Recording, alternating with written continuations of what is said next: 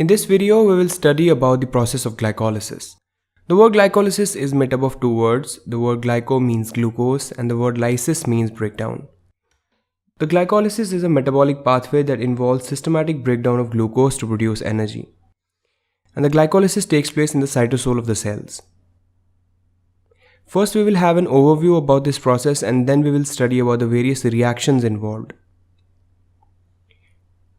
In glycolysis, one molecule of glucose, which is a 6-carbon compound, is broken down into 2 molecules of pyruvate, which is a 3-carbon compound. And in this conversion, energy is released in the form of ATP and NADH. The pyruvate formed is further utilized in various energy producing pathways that produces more energy. The process of glycolysis takes place in 2 phases. In the first phase, the glucose is first converted into 2 molecules of glyceraldehyde 3-phosphate.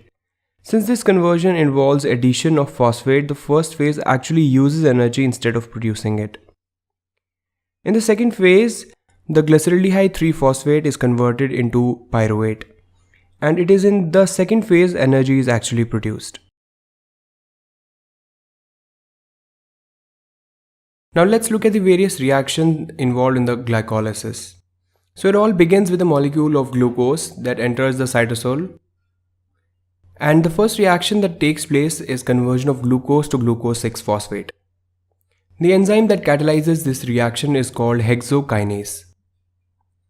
The word hexo means 6, denoting the 6-carbon compound glucose, and the kinases are a group of enzymes that catalyze the phosphorylation reactions.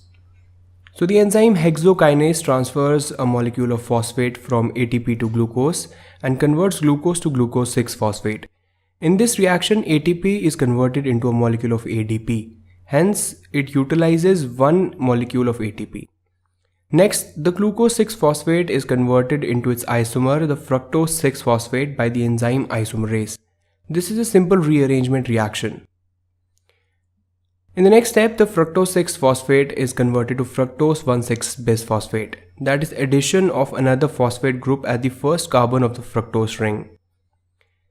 This reaction is catalyzed by the enzyme phosphofructokinase, another kinase enzyme which transfers a group of phosphate from ATP to fructose 6-phosphate, and again ATP is converted into ADP.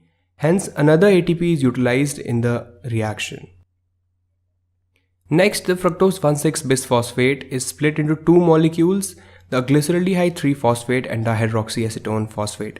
These both are 3-carbon compounds, and the enzyme that catalyzes this reaction is called aldolase.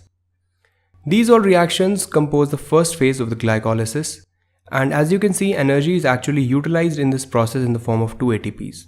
The 2 compounds glyceraldehyde 3-phosphate and dihydroxyacetone phosphate are actually isomers and can be interconverted into each other by the enzyme isomerase. But since the glyceraldehyde 3-phosphate is further utilized in the process of glycolysis, the equilibrium of this isomerization reaction is always towards the glyceraldehyde 3-phosphate. Also keep in mind that every molecule of glucose is split into 2 molecules, so every reaction of the second phase happens twice and produces twice a product. In the next reaction, the glyceraldehyde 3-phosphate is converted to 1,3-bisphosphoglycerate. This involves addition of a phosphate group at the first position of the phosphoglycerate. The enzyme that catalyzes this reaction is the glyceraldehyde 3-phosphate dehydrogenase.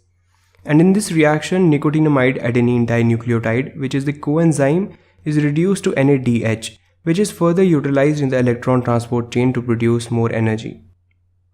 Also, this reaction utilizes a molecule of inorganic phosphate. The 1,3-bisphosphoglycerate is converted to 3-phosphoglycerate by the enzyme phosphoglycerate kinase. This kinase enzyme transfers the phosphate group at the first position of phosphoglycerate to adenosine diphosphate, and in this process, a molecule of ATP is generated. Next, the 3-phosphoglycerate is converted to 2-phosphoglycerate. This is a simple rearrangement reaction that happens with the help of the enzyme phosphoglycerate mutase. Next, the 2-phosphoglycerate is converted to phosphoenol pyruvate.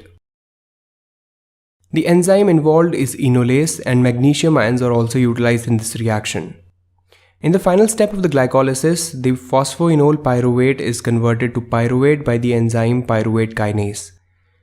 The phosphate group at the phosphoenol pyruvate is transferred to ADP and converted to ATP. This all composes the second phase of the glycolysis, and as you can see, energy is produced in the second phase of the glycolysis. Now let's first look at the net reaction of glycolysis and then we will understand it in brief.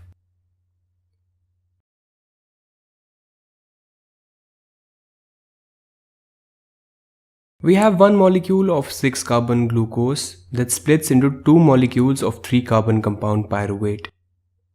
There is a net utilization of only 2 ADPs. Since 4 ADPs are used in the second phase, but 2 ADPs are also produced in the first phase, there is a net use of only 2 ADPs. 2 molecules of inorganic phosphate are utilized in this step. 2 nicotinamide adenine dinucleotides are reduced to NADH molecules in conversion of glyceraldehyde 3-phosphate to 1,3-bisphosphoglycerate.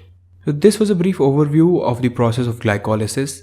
I hope you find this video helpful. Thank you so much for watching this video. Like our channel on YouTube for all the upcoming videos and make sure to like our channel on Facebook for flashcards and upcoming notifications.